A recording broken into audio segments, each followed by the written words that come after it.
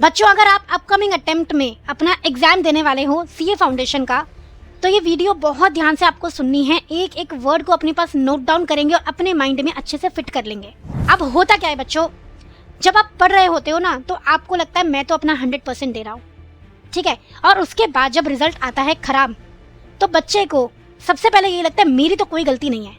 Basic human nature है कि अपनी गलतियां नहीं दिखाई देती।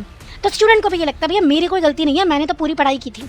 अब थोड़े दिनों बाद उन्हें एक्चुअली में रियलाइज होने लगता है कि हाँ, शायद मैंने ऐसा और किया होता तो बेटर हो जाता। मुझे बोला भी गया था कि टेस्ट पेपर्स देने हैं, अगर मैंने टेस्ट पेपर्स दिए होते तो बहुत अच्छा होता। अगर मैं सिर्फ इंपॉर्टेंट चीज़ों के पीछे ना भाग के प्रॉपर अपना सिलेबस टाइमली कंप्लीट करता, मल्टीपल रिविजन्स करता, सारी चीज़ों को अच्छे से पढ़ता, तो शायद जो इस बार दिसंबर 23 में मेरे साथ हुआ है वो आगे ना होता।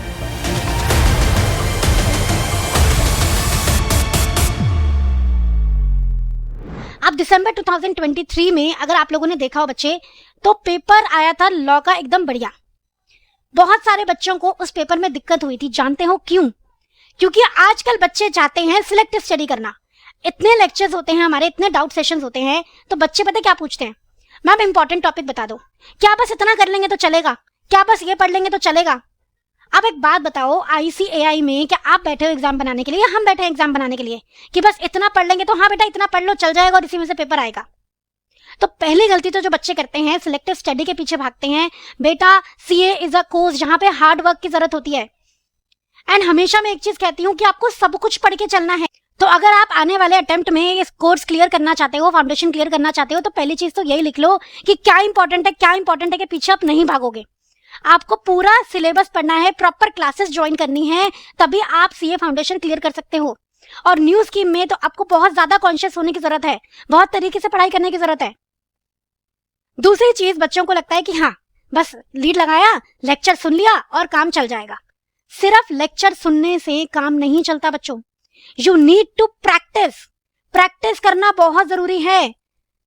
अगेन आई एम रिपीटिंग कि भैया लॉ के पेपर में जो हुआ, अगर बच्चों ने ढंग से प्रैक्टिस करी होती तो नहीं होता। अगर आपने क्वेश्चन अपने हाथों से सॉल्व किए होते तो ऐसा फेस नहीं करते आप कि वहां जाके अगर टफ क्वेश्चन आ गया है, थोड़ा सा क्वेश्चन घुमा के पूछ लिया तो आप ब्लैंक ही हो गए। समझ रहे हो आप? अब एक चीज और मैं बता दूं, जब रिजल्ट आएगा ना, तो बच्चे इसमें टाइम वेस्ट करेंगे सोचने में, अरे मैंने क्या किया, ये कैसे हो गया। जब बुक खोलेंगे उनको माइंड में यही आएगा कि अरे मेरा यार अटेम्प्ट ऐसा चला गया, मैं ये कर लेता, वो कर लेता। बेटा अब जो हो गया हो गया, उसका तो आप कुछ नहीं कर सकते ना। सो इट्स हाई टाइम कि आपको सोचना छोड़ के एक्ट करने पे ध्यान देना है। You have to act. पढ़ो, पढ़ाई करो, प्रैक्टिस करो, जैसी आपको गाइडेंस दी जा रही है उसे प्रॉपरली फॉलो करो। मेहनत से भागो मत। आपको इतना अच्छा कंटेंट दिया है, आप उसको क्यों नहीं बेनिफिट उठाते हो? तो बेटा आपको अब एक्ट करने की जरूरत है, आपको काम करने की जरूरत है। सोचो मत, पढ़ाई करो, प्रैक्टिस करो, जैसी आपको गाइडेंस दी जा रही है वैसी करो, ठीक है। आपको टेस्ट दो, टेस्ट पेपर्स देना बहुत जरूरी होता है। बहुत से बच्चों को लगा कि इस बार अकाउंट्स का पेपर लेंथी था। क्यों लगा? क्या लेंथी था? होगा, मानती हूं मैं, थोड़ा बहुत लेंथी होगा, लेकिन अगर आप पहले से प्रैक्टिस करके चलते, टाइम मैनेज करके चलते, तो ये दिक्कत नहीं होती। तुम पहले प्रैक्टिस करने के लिए क्या करोगे बेटा? टेस्ट दोगे। मॉक टेस्ट पेपर गिवन है आपको, सब्जेक्ट टॉपिक वाइज आपको टेस्ट गिवन है, मॉक टेस्ट पेपर्स गिवन है, इतने सारे, और क्या ही चाहिए। अब फिर भी आप अगर सोचते रह जाओ और काम ना करो, पढ़ाई ना करो, तो कैसे आपका फाउंडेशन क्लियर होगा? आप मुझे बताओ। तो अब मैं चाहती हूं कि सब बच्चे क्या करेंगे, पहली बात तो सोचना छोड़ेंगे।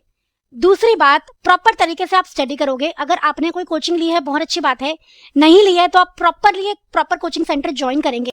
वैसे तो जो हमारा कोर्स है CA फाउंडेशन का, उसमें आपको सब कुछ मिलने वाला है। आपको बुक्स भी प्रोवाइड की जाएंगी, आपको क्लासेस भी मिलेगी रिकॉर्डेड फॉर्म में, लाइव क्लासेस भी मिलने वाली हैं, आपको यहाँ पे टेस्ट पेपर्स भी मिलने वाले हैं, और 1-to-1 डाउट क्लासेस भी मिलने वाली हैं।